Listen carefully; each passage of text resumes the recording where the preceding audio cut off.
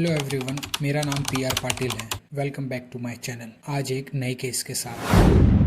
बार बार fail होने से मिले ताने, बेटे ने अपने ही माँ बाप को मार दिया। ये खबर नागपुर की है। नागपुर में क्या हो रहा है इस वक्त हम आपको बताएंगे। ये मर्डर के पीछे क्या था रीजन और क्यों अपने माँ बाप को मार दिया उस लड़के ने, जिसको ये तरस तक नहीं आया। वो उसके खुद के माँ बाप है, जिसने उसको पाल पोस से बड़ा किया।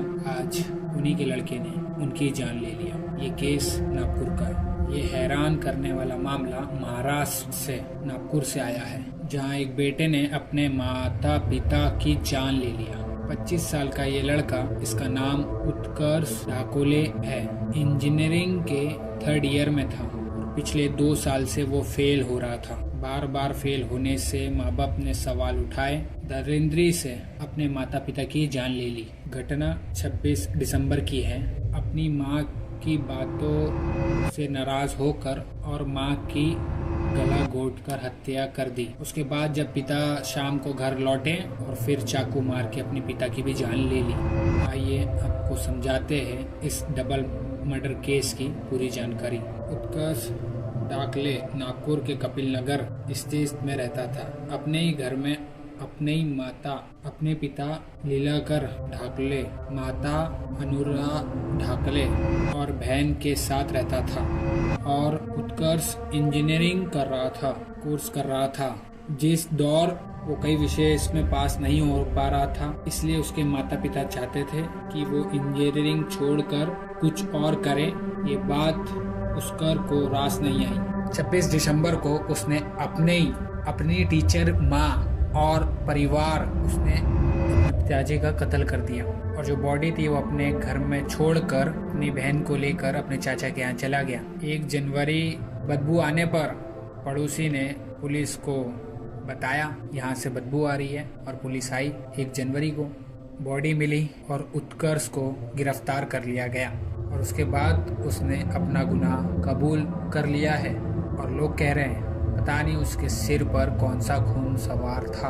माता पिता के डांटने पर वो किसी का खून कर देते हैं क्या? उसने एक बार भी नहीं सोचा जिसका वो गला घोट रहा है वो और कोई नहीं, उसकी माँ है। जिसको वो चाकू से मार रहा है वो कोई और नहीं, और वो उसका पिता है। और ये काम करने के बाद अपनी बहन को लेकर वो अपने चाचा के घर चले जाता है। बताया जाता है, चाचा को बताता है वो मेडिटेशन के प्रोग्राम गए हैं माता पिता, और वो बेंगलोर गए हैं। और ये हत्या के बारे में बहन को भी नहीं पता था। बहन को तो झूठ बोला और झूठ बोलकर चाचा के यहाँ रुका था। इस पूरे मामले की जानकारी दे रहे हैं DSP निकेतन कदम ने। क्या कुछ जानकारी बताए, जरूर सुनिए। आज सुबह मतलब 1 जनवरी 2025 सुबह 9 बजे करीब हमें 112 नंबर पे कॉल आया था कि एक घर में 2 डेड बॉडीज़ है। तो हमने वहाँ पे जाके चेक किया तो वो पति पत्नी की डेड बॉडीज़ थी। और उनका जो पति है उनका नाम लीलाधर डाकुड़े है और पत्नी जो है अरुणा डाकुड़े है। तो फिर वहाँ पे स्पॉट पे पहुँचने के बाद वहाँ पे खून वगैरह था घर में बहुत सारा। तो प्राइमा फेसी हमें लग रहा था कि यहाँ पे कुछ तो सस्पिशियस है, इसमें कुछ हुआ रहेगा फॉल प्ले।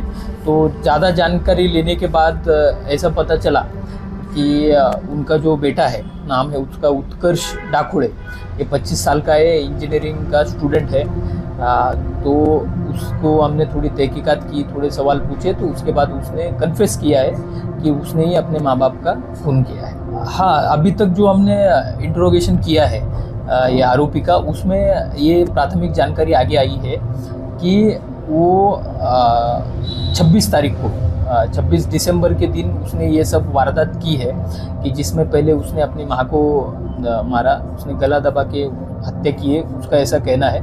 उसके बाद उसके पिताजी बाहर थे उस टाइम पे, वो वापस आए, मतलब माँ को दोपहर के 1 बजे के करीब उसने मारा ऐसे बोल रहा है। उसके बाद पिताजी आए शाम को 5 बजे के करीब, फिर उसके बाद पिताजी को चाकू से स्टैब करके मारा, ये उसका कहना है। और वहाँ पे खून वगैरह भी मिला है, मतलब वहाँ पे स्टैबिंग तो हुई है। और इसमें जैसे कि उसके मतलब जो मृतक है, जो लीलाधर डाकुले थे, वो कोराडी पावर प्लांट में टेक्नीशियन करके काम करते थे। और उनकी जो अरुणा डाकुले है वो एक प्राइमरी टीचर थे। तो ऐसा उनका बैकग्राउंड है। इसका कारण अभी तक तो उसके साथ जितना भी इंट्रोगेट किया उससे ये कारण एक सामने आ रहा है कि वो 6 साल से इंजीनियरिंग में एडमिशन लिया हुआ था, कॉलेज कर रहा था, लेकिन कुछ विषय उसके बैकलॉग रहने के कारण उसके घर वाले बोल रहे थे एक तो हम दूसरे कॉलेज में एडमिशन लेते हैं, दूसरी कोर्स करते हैं ITI वगैरह, लेकिन वो मान नहीं रहा था। तो घर वाले ये भी बोल रहे थे कि तुम खेती वगैरह करो, तुमसे नहीं हो पाएगा। तो उसका गुस्सा उसके मन में था कि मुझे ज़बरदस्ती ये कॉलेज से निकाल रहे हैं। तो उसने थोड़ा प्लान वगैरह करके ही फिर ऐसा किया है। देखो अभी तक जो जानकारी मिली है उसका मोबाइल थोड़ा हमने चेक किया तो अभी तक वैसा कुछ मिला नहीं कि वो ड्रग्स वगैरह करता था या फिर इसके कोई दोस्त हो उनके साथ घूमता था।